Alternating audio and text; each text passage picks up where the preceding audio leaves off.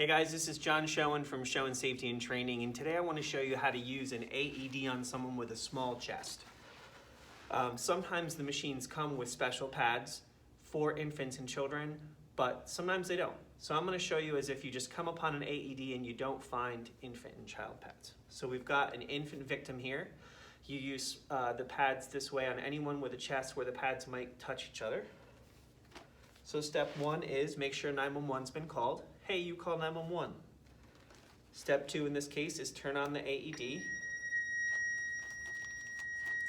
Apply pads to patient's bare chest. Plug in pads connector next to flashing light. If the pads run a risk of touching each other, you don't follow the pictures on the adult pads. You put one in the center of the chest. Apply pads, plug in connector. And then,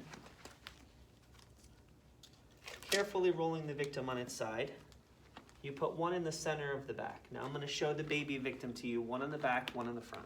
Apply pads, plug in And then connector. you plug it Analyzing in. heart rhythm. Don't touch the patient. Do not touch the patient. So very similar to an adult CPR, or adult AED, you just put one pad in the front, one pad in the Shock back. advised. Charging. Stay clear of patient.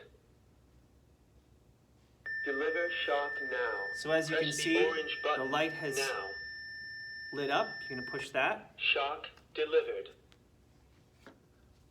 Begin CPR. And then you continue with 2 minutes of CPR until the AED advises you to stand clear and analyze again. It will offer a shock every 2 minutes as necessary. You keep doing that with the machine on until the ambulance arrives. That's how to use an AED on someone where the pads are too big and they might touch each other.